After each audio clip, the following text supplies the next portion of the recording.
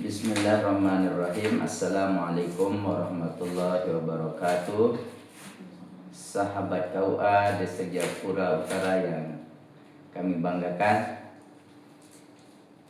kita bersyukur pada Allah Subhanahu wa Ta'ala, di mana pada pagi hari yang berbahagia ini Allah masih memberikan kita nikmat iman Islam, nikmat kesempatan kesehatan umur, sehingga kita kembali hadir di kantor KUA untuk melayani masyarakat. Pada kali ini saya akan melanjutkan materi yang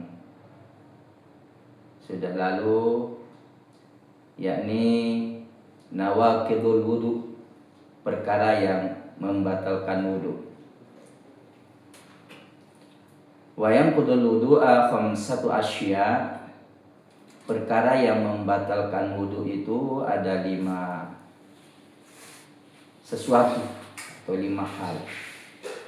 Al-awwalu, yang pertama adalah khuruju syai'in min ahadis sabilaini kabaulin wa dha'itin au barozin.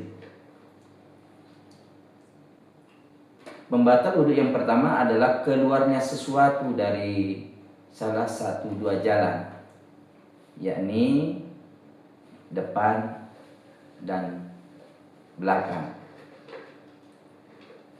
seperti kabaulin, seperti keluarnya angin atau kentut kita bilang, wa dhaitin dan BAB. Nah, jadi 2 hal ini membatalkan wudu. Kalau ada keluar angin dari belakang atau BAB kalau kita bilang, atau kalau dari depan kencing, maka itu membatalkan wudu.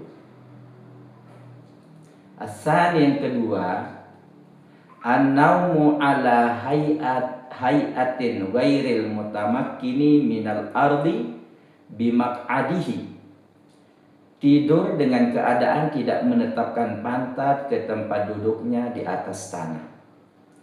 Amman naumu ala hayatil mutamakkini fala yubatilul wudu. Adapun tidur dengan keadaan menetapkan pantat ke tempat duduknya, maka tidak membatalkan wudu. Artinya apabila kita duduk di atas lantai, terus kita ketiduran, tapi duduknya kita ini dalam posisi pantat kita menempel di lantai dan tidak bergerak badan kita, tidak terangkat pantat kita, maka tidak membatalkan wudu selama kita posisi tetap tegak lurus di tempat duduk.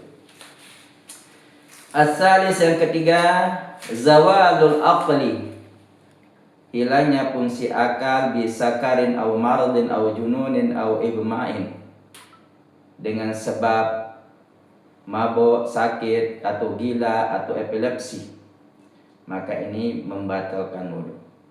Arabi yang keempat, lamsur rajulil mar'ata al-ajnabiyah min ghairi hailin, laki-laki menyentuh seorang perempuan yang bukan mahramnya tanpa ada penghalang. Wa huwa naqidul lil lamisi wal malmus, hal ini membatalkan wudu bagi orang menyentuh maupun yang disentuh.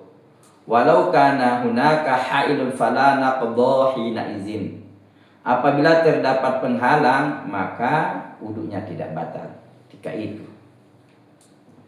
Tapi kalau ada lapis penghalang maka tidak membatalkan wudu sekalipun kita sentuh perempuan yang bukan mahram kita. Al-khamis yang kelima, massu parjil adami bi batnil kaffi wa huwa naqidul lamisi dunal malmus, menyentuh kemaluan orang lain menggunakan telapak tangan bagian dalam. Wa huwa naqidul lamisi dunal malmusi, hal ini hanya membatalkan wudu orang yang menyentuh, tidak orang yang disentuh. Nah, apabila kita menyentuh kemaluan kita dengan tapak tangan, maka membatalkan. Tapi kalau dengan punggung tangan tidak membatalkan. Dengan dalaman tangan itu membatalkan wudu. Selanjutnya ma yahrumu ala man batala wudu'uhu. Perkara yang diharamkan bagi orang yang wudunya batal. Izan taqadha wudu'uka hurima 'alaika salasatu asya. Ketika wudu'mu menjadi batal, maka diharamkan melaksanakan 3 perkara. Antara lain as-sholatu. Jadi di saat wudu kita sudah batal, maka kita tidak boleh melaksanakan sholat. Karena kita mau menghadap Sang Maha Suci, maka disyaratkan harus suci dari hadas. Asal yang kedua, masul mashafi wa hamluhu, yaitu menyentuh mushaf Al-Quran. Maksudnya yang 100% tulisannya Al-Quran, tapi kalau tercampur dengan tafsirnya, artinya maka itu tidak termasuk. Dan jadi kalau Al-Quran itu 100% tulisan Arabnya Al-Quran, tidak dengan tafsirnya, maka tidak boleh kita sentuh dan tidak boleh kita bawa. Yang ketiga, at-tawafu bil Ka'bah, melaksanakan tawaf di Baitullah. Ini juga tidak dibenarkan bagi orang tidak memiliki wudu atau tidak dalam kondisi suci. Demikianlah hal-hal yang membatalkan wudu dan perkara yang tidak boleh dikerjakan bagi orang tidak memiliki wudu. Terima kasih pada teman-teman sahabat KUA yang sudah mengikuti pembahasan fikih ini. Kami akhiri dengan ucapan wallahul muwaffiq wal hadi ila sabilir rasyad. Assalamualaikum warahmatullahi wabarakatuh.